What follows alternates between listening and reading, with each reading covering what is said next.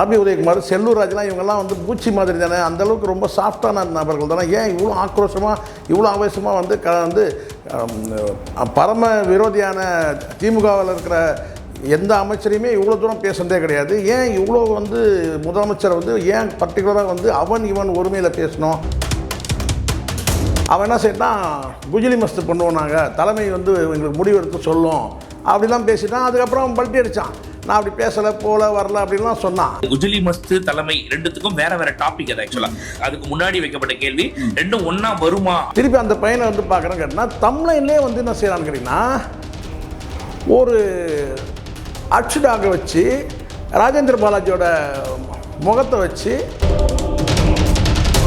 இது காலப்போக்கில் எங்கே வரும்னு கேட்டிங்கன்னா, அடுத்தது இப்போ தான் புரியுது எனக்கு ஏன் அதிமுகவில் இருக்கிறவங்க வந்து இவ்வளோ ஆக்ரோஷமாக வந்து ஆவேசமாக முதலமைச்சரை பேசுகிறாங்க. முதலமைச்சருக்கு வந்து பார்த்தீங்கன்னா, இது வந்து ஒரு முதலமைச்சர்னால் இதில் இன்ட்ரெஸ்ட் இருக்குமான்னு எனக்கு தெரியல. இதெல்லாம் வந்து முதலமைச்சர் வந்து இந்த மாதிரி வந்து நீங்கள் ஒரு வீடியோ போடுங்க, ஒரு நாய் உருவத்தையும் முன்னாள் அமைச்சர் உருவத்தையும் சேர்த்து வச்சு போடுங்கலாம் யாரும் சொல்ல மாட்டாங்க. அதை தேவையில்லாமல் குஜிலி மஸ்து பண்ணணும்னு சொல்லிட்டு வந்து ரஜினிகாந்த் அவர்களை வந்து பேசி அது எவ்வளோ பெரிய வைரலாகி, அதுக்கப்புறம் வந்து பார்த்திங்கன்னா நான் அப்படி சொல்ல இப்படி சொல்லன்னு சொல்லி அதுக்கப்புறம் அதை விட்ரா பண்ணிக்கிட்டு, இதெல்லாம் வந்து ஃபேமஸ் ஆகிறதுக்கு இப்படி கூட ஆகணுமா என்ன? இல்ல மேபி அது வேணா தப்பா வேணா கன்வே ஆகியிருக்கலாம். அந்த வீடியோ இருக்கு, அது தப்பா வேணா அந்த இடத்துல சொல்லிருக்கலாம். பட் அங்க சொல்ல வந்தது என்னன்னா,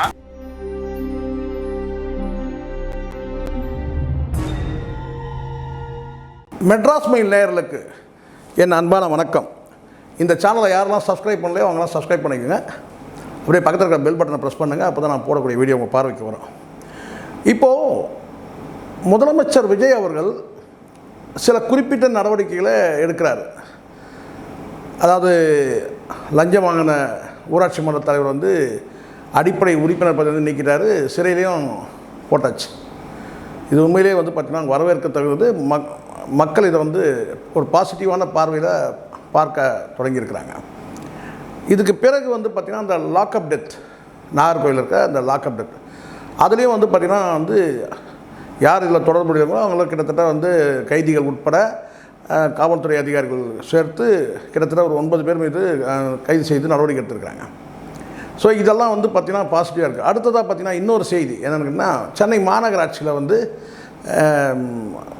ஊழல், அதாவது லஞ்ச ஊழல் செய்தவங்க, முறைகேடு செய்தவங்க மீது ஒரு 6 பேர் மீது அதிகாரிகள் மீது நடவடிக்கை எடுத்துருக்கிறாங்க.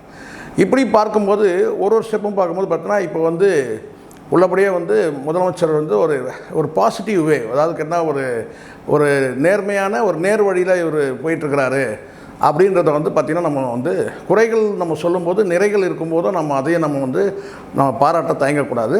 உள்ளபடியே இது வந்து ஒரு பாராட்ட தகுந்தது. இப்போ ஒரு கட்டத்தில் இப்படி போயிட்டு இருக்கும்போது அதிமுகவில் வந்து பேசக்கூடிய அமைச்சர்கள், திமுகவில் வந்து பேசக்கூடிய அமைச்சர்கள் எல்லாமே வந்து கடுமையாக வந்து ஒருமையில் சாடுறாங்க. சரி, கடந்த காலத்தில் வந்து இதே தேமுதிகவை வந்து பார்த்திங்கன்னா கபலீகரம் பண்ணதில் வந்து அதிமுகவுக்கும் பங்கு இருக்குது, திமுகவுக்கும் பங்கு இருக்குது. அப்போ அந்த மாதிரியான சூழ்நிலை வந்து பார்த்திங்கன்னா இப்படி ஒருமையெல்லாம் பேசவே இல்லையே. இவ்வளோ கடுமையாக இதுக்கு ஒருமையில் பேசுகிறாங்க. முதலமைச்சர் வந்து அவன் இவனே பேசுகிறாங்க. ஏன் இந்த அளவுக்கு பேசணும் அப்படின்னு வந்து எனக்கு ஒரு சின்ன ஒரு சந்தேகம் இருந்துச்சு. ஆர்பி உதயகுமார், செல்லூர் ராஜ்லாம் இவங்கெல்லாம் வந்து பூச்சி மாதிரி தானே, அந்தளவுக்கு ரொம்ப சாஃப்டான நபர்கள் தானே. ஏன் இவ்வளோ ஆக்ரோஷமாக இவ்வளோ ஆவேசமாக வந்து பரம விரோதியான திமுகவில் இருக்கிற எந்த அமைச்சரையுமே இவ்வளோ தூரம் பேசுனதே கிடையாது. ஏன் இவ்வளோ வந்து முதலமைச்சரை வந்து ஏன் பர்டிகுலராக வந்து அவன் இவன் ஒருமையில் பேசணும் அப்படின்ற சந்தேகம் எனக்கு இருந்தது. அப்போ நம்ம நட்பு வட்டாரத்தில் அப்படி விசாரிக்கும் போது திமுக தரப்புலையாவது சொல்லலாம். திமுக தரப்பில் வந்து கடந்த காலத்தில் வந்து இவர் ஆதவ அர்ஜுனெல்லாம் பேசியிருக்காரு, முட்டாள் முதலமைச்சர்லாம் மு.க. ஸ்டாலின் பேசியிருக்காரு. அப்போ அதனால் பதிலுக்கு அவர் வந்து ஆராசா பேசினார்ன்ற மாதிரி கூட நம்ம எடுத்துக்கிட்டால் கூட பதிலுக்கு பதில் அப்படின்னா, அதிமுகவில் வந்து என்னதான் வந்து எம்எல்ஏக்கள் வந்து விலை போனால் கூட, குதிரை பேரம் இருந்தால் கூட அதுக்காக இப்படி ஒரு ஒருமையில் பேசுவாங்களா? ஏன்னா ஒரு உச்சத்தில் இருந்துச்சு. ரெண்டு தரப்புலையுமே பேசணும். அதாவது நான் சொல்கிறது செல்லூர் ராஜா இருக்கட்டும், ஆர்பி உதயகுமார் இவ்வளோ கடுமையாக இருக்குது. சரி, ஏன் அப்படின்னு சொல்லி நம்ம வந்து சில நட்பு வட்டாரங்களில் நான் விசாரிக்கும் போது ஒரு செய்தி சொல்கிறாங்க. ஏன்னா உள்ளபடியே நான் ட்விட்டரில் நான் நிறைய நேரம் என்னால் ஸ்பெண்ட் பண்ண முடியாது.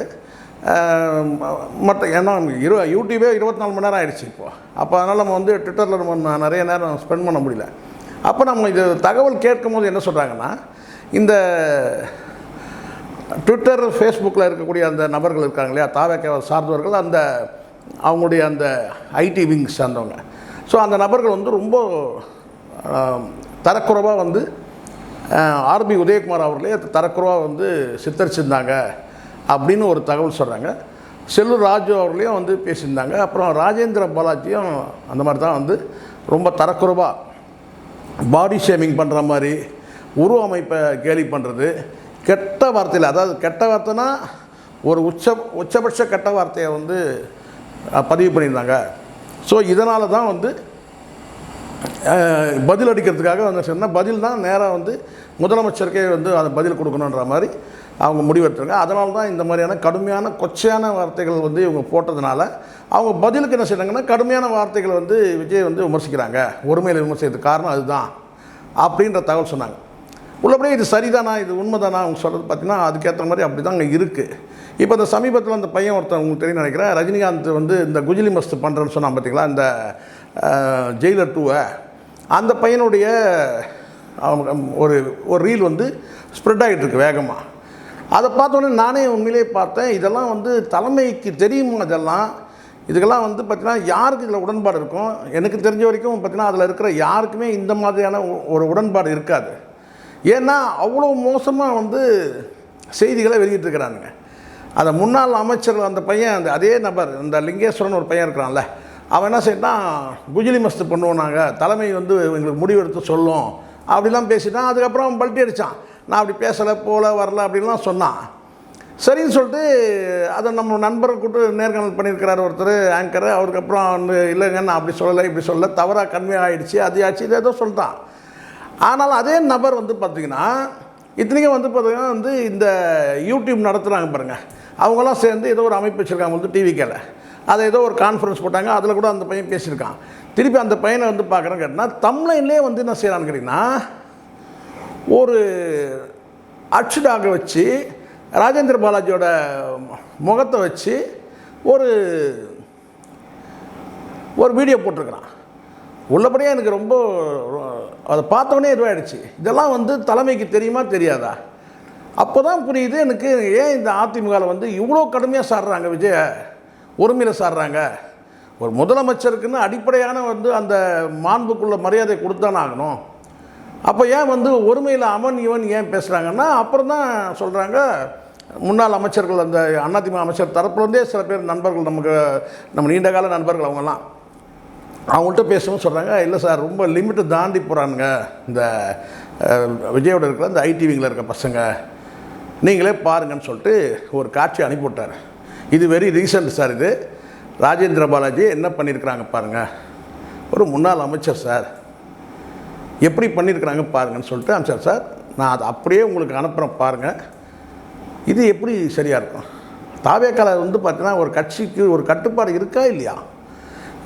தேர்தலுக்கு முன்னாடி ஒருத்தர் மேடையில் சாடிக்கிறதெல்லாம் ஒரு பக்கங்க, ஒரு ஐடி வச்சு நீங்கள் வந்து டேமேஜ் கண்ட்ரோல் பண்ணுறீங்க, இல்லை ஸ்ப்ரெட் பண்ணுறீங்க, ஏதோ அது வந்து நீங்கள் தேர்தல் நேரத்தில் பண்ணீங்க, ரைட்டு.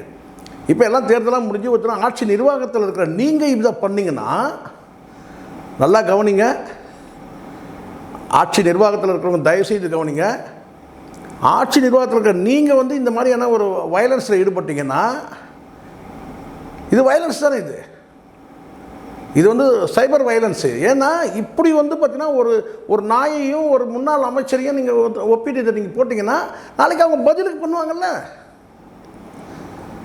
பதிலுக்கு பண்ணுறதுக்கு எவ்வளோ நேரம் போகுது? அது என்ன பெரிய டெக்னாலஜி ஒர்க், அது பெரிய டெக்னிக்கல் வந்து பார்த்தீங்கன்னா இதாக பர்சிஸ்ட் வரணும். அதுக்கு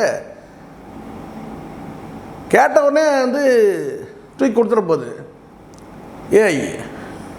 இதெல்லாம் தப்பானது, ரொம்ப ரொம்ப தப்பானது. இதை வந்து அரசு, அதாவது சட்டம் ஒழுங்கை பாதுகாக்க வேண்டிய அரசு, அந்த அரசு வந்து பார்த்திங்கன்னா வந்து சில விஷயங்களில் கண்டும் காணாமல் போகும்போது இது போன்ற நபர்களுக்கெல்லாம் வந்து ஊக்கமாகிடுது. இந்த லிங்கேஸ்வரன் போன்ற நபர்கள்லாம், இது போன்ற நபர்கள் எவ்வளோ வில்லங்கத்தை கொண்டு வருவாங்கன்னு பாருங்கள்.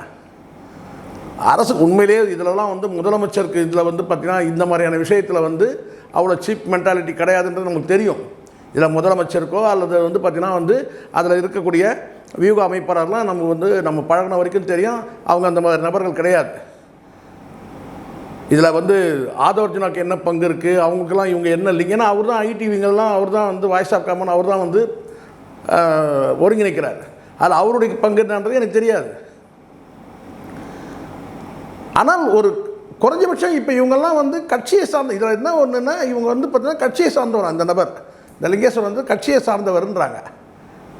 ஒரு முதலமைச்சர் வந்து ஒரு லஞ்ச ஊழல் தொடர்பாக ஒரு குற்றச்சாட்டு வந்தோன்னா தூக்கி அடிக்கிறார். அடிப்படை உறுப்பினர் தூக்கி அடிக்கிறாரு, தூக்கி ஜெயிலில் போகிற சொல்கிறாரு. இவ்வளோ நடவடிக்கை எடுக்கிறவர் இது போன்ற நபரில் கண்ட்ரோல் பண்ணலைன்னா என்ன ஆகும்? ஒரு முன்னாள் அமைச்சருங்க அவர் வந்து பார்த்தீங்கன்னா நீங்கள் வந்து ஒரு மனிதனை செய்வதே தப்பு. முதல்ல ஒரு முன்னாள் முதலமைச்சர் போய் நீங்கள் வந்து நாயை வந்து பார்த்தீங்கன்னா நாயோட முகத்தில் நாங்கள் 3000 வீடியோ கொடுத்துருக்குறோங்க. இந்த மாதிரி ஒருபோதும் வந்து பார்த்தீங்கன்னா செஞ்சதே கிடையாது, செய்ய அனுமதிக்கவே மாட்டேன் நான். எந்த சேனலாக இருந்தாலும் சரி, ஒரு லிமிட் இருக்குல்ல, ஒரு வயலன்ஸான வார்த்தையே வரக்கூடாது. அதை கடந்து நீங்கள் வந்து இந்த மாதிரி ரொம்ப தப்பான விஷயம். ஆளுங்கட்சி தரப்பில் இதை கவனமாக பாருங்கள். இது போன்ற நபர்களை கூப்பிட்டு எச்சரிங்க. இனிமேல் வந்து இந்த மாதிரி பண்ணுறது வந்து ஊக்குவிக்காதீங்க. இது காலப்போக்கில் எங்கே வரும்னு கேட்டிங்கன்னா அடுத்தது இப்போ தான் புரியுது எனக்கு ஏன் அதிமுகவில் இருக்கிறவங்க வந்து இவ்வளோ ஆக்ரோஷமாக வந்து ஆவேசமாக முதலமைச்சரை பேசுகிறாங்க அப்படின்றத நான் தெரிஞ்சுக்கிட்டேன். இப்படி இருந்தால் அதான் ஒரு எனக்கு தெரிஞ்ச நண்பர்கள் சொல்கிறது என்னென்னா, நீங்களே பாருங்கள் சார், இதை பாருங்கன்னு சொல்லி ஒரு சாம்பிள் எடுத்து அனுப்புகிறாங்க. இதெல்லாம் நம்ம பார்க்குறதுக்கு நான் இருக்கேன். யூடியூப்பை நம்ம பார்க்குறதுக்கு டைம் இல்லைங்க, ஒரு நாளைக்கு வந்து கொடுக்குற இன்டர்வியூவில் பார்க்குறதுக்கு. இதெல்லாம் யார் இவனெல்லாம் வந்து ஃபாலோ பண்ணிட்டு இருப்பாங்க சொல்லுங்க பார்க்கலாம். இதெல்லாம் அப்பட்டமான வந்து ரொம்ப ரொம்ப கீழ்த்தரமான ஒரு விஷயம். இதை வந்து முதலமைச்சர் கவனத்தில் எடுத்துக்கிட்டோம். ஒரே ஒரு சாட்டையை சோட்டினது பார்த்திங்கன்னா இப்போ எவ்வளோ கிளியர் ஆகுது பாருங்கள். ஒரு சாட்டை தான் சொல்கிறாரு. அப்போ என்ன ஆகுது பாருங்கள். நீங்கள் படம் ரிலீஸ் ஆகும்போது நீங்கள் போங்க, தீப ஆராதனை பண்ணுங்கள், தேங்காய் உடைங்க, பட்டாசு வெடிங்க, என்னவோ பண்ணிட்டு போங்க. அதை தேவையில்லாமல் குஜிலி மஸ்து பண்ணுன்னு சொல்லிட்டு வந்து ரஜினிகாந்த் அவர்களை வந்து பேசி அது எவ்வளோ பெரிய வைரலாகி அதுக்கப்புறம் வந்து பார்த்திங்கன்னா நான் அப்படி சொல்ல இப்படி சொல்லன்னு சொல்லி அதுக்கப்புறம் அதை விட்ரா பண்ணிக்கிட்டு இதெல்லாம் வந்து ஃபேமஸ் ஆகிறதுக்கு இப்படி கூட ஆகணுமா என்ன? உழைச்சாலே வந்துடும், நம்ம வெளி உலகத்துக்கு தெரியும். இப்படியெல்லாம் ஒருத்தர் வந்து பார்த்திங்கன்னா இவ்வளோ கீழ்த்தரமாக, இப்படி ஒரு கீழ்த்தரமான வந்து ஒரு தம்ப்நெயிலில் வந்து பார்த்திங்கன்னா ஒரு நாயையும் வந்து ஒரு முன்னாள் அமைச்சரையும் எப்படிங்க அப்படி பண்ணுவீங்க? இதே பதிலுக்கு பண்ணால் என்ன ஆகும்? இதே அந்த இடத்துல பதிலுக்கு வந்து பார்த்திங்கன்னா எவ்வளோ நேரம் ஆகும்? புஷ்யானந்த் பண்ணுறதுக்கோ இல்லை ஆதவர்ஜுனா பண்ணுறதுக்கோ அல்லது வந்து வேறு யாரையும் பண்ணுறதுக்கு எவ்வளோ நேரம் ஆகும்? இது எப்படி அலோவ் பண்ண முடியும்? தவறு இல்லையா இது? ஆட்சி நிர்வாகம் சட்டம் ஒழுங்கு உங்ககிட்ட இருக்குது. நீங்கள் இப்படி பண்ணலாமா? உங்கள் தரப்பில் இருக்கிற ஒரு நபர் இப்படி பண்ணால் நீங்கள் நடவடிக்கை எடுக்கல. ஒருத்தர் மீது நடவடிக்கை எடுத்தால் போதும், எல்லோரும் சரியாயிடுவாங்க. ஒரு வரம்பு இருக்குங்க. என்ன தான் நமக்கு ஊடக சுதந்திரம் இருந்தால் கூட பார்த்தீங்கன்னா ஒரு கட்டுப்பாடு வேணாமா? இவனுக்கெல்லாம் ஊடகம்னா என்னன்னு தெரியும். ரொம்ப தப்பான விஷயம். தயவு செய்துன்ற இந்த வார்த்தையை நான் இந்த இடத்துல பயன்படுத்துகிறேன். முதலமைச்சர் அவர்கள் முதலமைச்சரை வந்து அருகிலிருந்து இயங்கக்கூடிய வியூக அமைப்பாளர்கள் இதை கவனத்தில் எடுத்துங்க. ஏன் வந்து அதிமுகவில் இருக்கிற அமைச்சர்கள் விஜய் அவர்களை ஒருமையிலையும் தரம் தாழ்ந்து பேசுகிறாங்கன்றதுக்கு காரணம் தாவேக்கால இருக்கக்கூடிய இது போன்ற நபர்கள் ஊடகங்களை தவறாக பயன்படுத்தி முன்னாள் அமைச்சர்களை தவறாகவும் அசிங்கமாகவும் சித்தரிக்கிறதோட விளைவு அந்த எதிர்வினை. இதை நல்லா சரியாக புரிஞ்சுக்கிட்டு இது வந்து நடவடிக்கை எடுக்கிறது தான் சரியானதாக இருக்கும். இது போன்ற நபர்கள் மீது ஒரே ஒருத்தர் தூக்கி வந்து தூரமாக போட்டால் போதும், கட்சியிலிருந்து மீதி எல்லாம் க்ளீன் ஆகிடும்.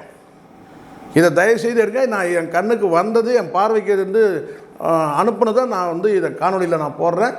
அதுக்கு பிறகு வந்து பார்த்திங்கன்னா நீங்கள் அரசு என்ன முடிவு எடுக்கணுமோ அது முடிவெடுத்து நடவடிக்கை எடுங்க. அப்போ தான் இது சரியாக இருக்கும். இல்லைன்னா தேவையற்ற முதலமைச்சருக்கு சங்கடங்களை ஏற்படுத்துறதுக்கு ஒரு சில கூட்டங்கள் இருக்கிறதா நான் நினைக்கிறேன். முதலமைச்சருக்கு வந்து பார்த்திங்கன்னா இது வந்து ஒரு முதலமைச்சர்னால் இதில் இன்ட்ரெஸ்ட் இருக்குமான்னு எனக்கு தெரியல. இதெல்லாம் வந்து முதலமைச்சர் வந்து இந்த மாதிரி வந்து நீங்கள் ஒரு வீடியோ போடுங்க, ஒரு நாய் உருவத்தையும் முன்னாள் அமைச்சர் உருவத்தையும் சேர்த்து வச்சு போடுங்கலாம் யாரும் சொல்ல மாட்டாங்க. ரொம்ப தப்பான விஷயம். அப்படியே அந்த தம்ப்நெயிலை வந்து பார்த்திங்கன்னா வந்து நான் வந்து அதை அனுப்புகிறேன். அப்படியே உங்களுக்கு நான் உங்கள் பார்வைக்கு நான் போடுறேன், பாருங்கள். நன்றி, வணக்கம்.